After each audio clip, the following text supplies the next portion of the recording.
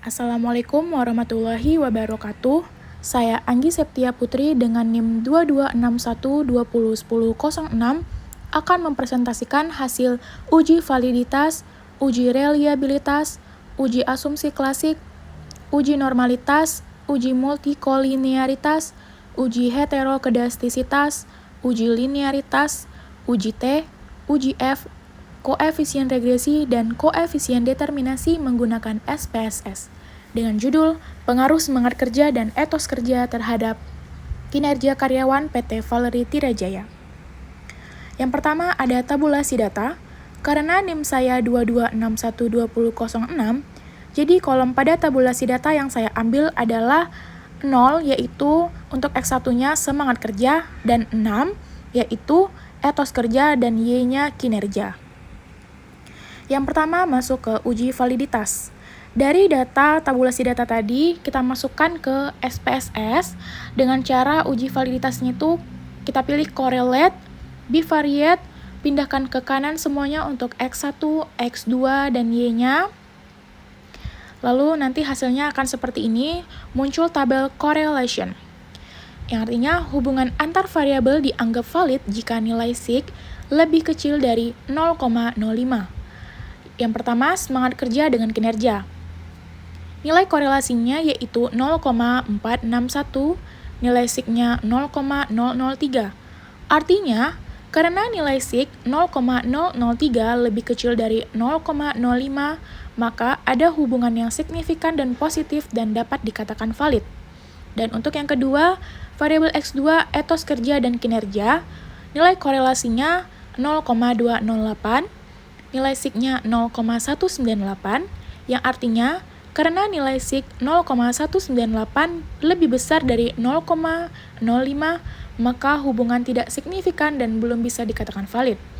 Jadi untuk variabel X1 ke Y-nya bisa dikatakan valid, namun untuk variabel X2 ke Y-nya belum bisa dikatakan valid. Lalu masuk ke uji reliabilitas. Dari data yang kita masukkan ke SPSS, kita pilih scale, reliability, lalu reliability analysis, pindah ke kanan semuanya, X1, X2, Y-nya, lalu didapatkan hasil reliability statistik. Uji reliabilitas dapat dikatakan reliable jika nilai Cronbach alpha lebih besar dari 0,60 dan tidak reliable jika memiliki nilai lebih kecil dari 0,60. Berdasarkan tabel di atas, nilai Cronbach alpha sebesar 0,410, yang berarti instrumen kuesioner tidak reliable bahkan berada di kategori sangat buruk. Lalu lanjut ke uji normalitas. Dari data yang sudah kita masukkan ke SPSS, kita pilih ambil regression ke linear, lalu statistik, lalu save. Ini disilang semua statistiknya, baru understand-nya di checklist, pilih continue, lalu tekan OK. Terus disilang, buka lagi analyze-nya, lalu kita pilih non-parametric test, regresi dialog, sampel KS. Sampel KS ini yaitu sampel Kolmogorov-Smirnov. Lalu kita pilih understand, unstandard, kita pindahkan ke kanan semuanya, X1, X2, Y, lalu exit test, pilih yang Monte Carlo, lalu pilih continue, tekan OK, hasilnya seperti ini, muncul tabel one sample Kolmogorov-Smirnov test. Hasilnya, uji normalitas dapat dikatakan normal jika nilai sig residual lebih besar dari 0,05. Maka untuk variabel X1, semangat kerjanya senilai 0,07 lebih kecil dari 0,05. Lalu yang keduanya untuk variabel X2 etos kerja senilai 0,032 lebih kecil dari 0,05. Untuk variabel Y-nya kinerja yaitu 0,002 lebih kecil dari 0,05. Dan untuk nilai residualnya 0,240 lebih besar dari 0,05. Artinya, meskipun semua variabel tidak normal karena nilai sig lebih kecil dari 0,05, namun model ini tetap valid karena yang kita ambil tuh nilai sig residualnya yang tadi lebih besar 0,240 lebih besar dari 0,05. Karena nilai sig residual ini penting dalam uji normalitas.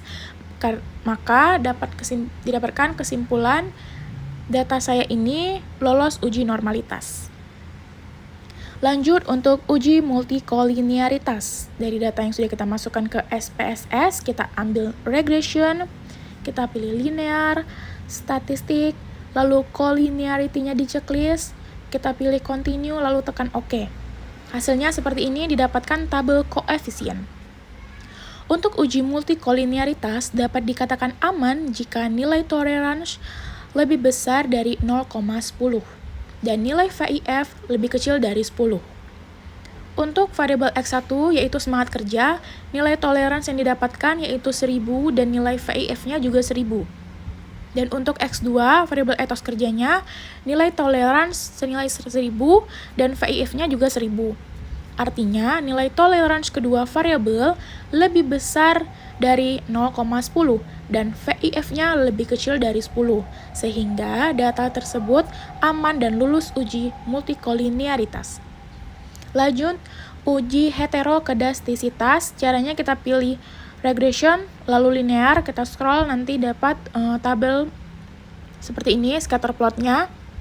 Pada scatter plot dapat dilihat titik tersebar secara acak, dan titik tidak membentuk pola tertentu seperti menyempit atau melebar atau membentuk kerucut, yang artinya tidak ada masalah heterokedastisitas dan lolos uji asumsi klasik heterokedastisitas karena titik kesalahan prediksinya menyebar dengan rata dan konsisten, sehingga model ini dianggap valid. Lanjut untuk uji linearitas. Dari data yang sudah kita masukkan ke SPSS, kita pilih compare means, pilih means, pilih options, tab for linearity-nya di checklist, terus kita pilih continue lalu tekan OK. Hasilnya seperti ini, ada 2 ANOVA tabel karena X-nya tuh ada 2, X1 dan X2. Untuk uji linearitas dapat dikatakan linear jika nilai sig lebih besar dari 0,05. Untuk nilai sig variabel X1-nya senilai 0,000 dan nilai sig X2 variabel X2-nya 0,383.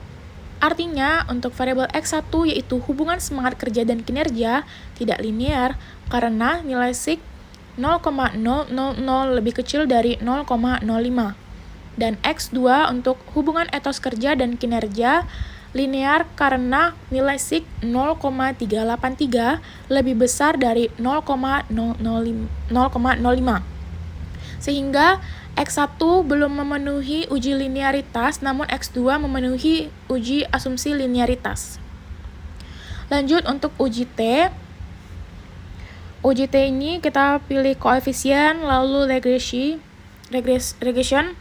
Nanti hasilnya muncul tabel koefisien. Jadi karena variabel X saya ini ada 2, X1 dan X2, maka hanya itu ada H11 dan H12. Jadi H11-nya diduga semangat kerja berpengaruh terhadap kinerja karyawan, H12-nya diduga etos kerja berpengaruh terhadap kinerja karyawan.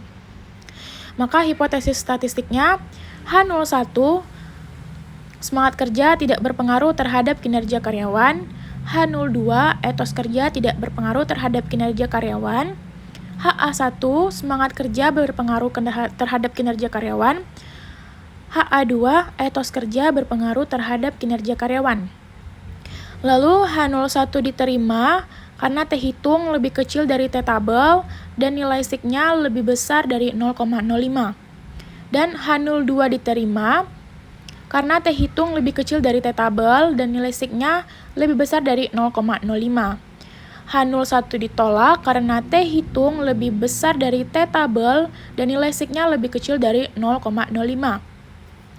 H02 ditolak karena T hitung lebih besar dari T tabel dan nilai sig-nya lebih kecil dari 0,05. Pada tabel ada N yaitu jumlah respondennya itu 40 jumlah datanya.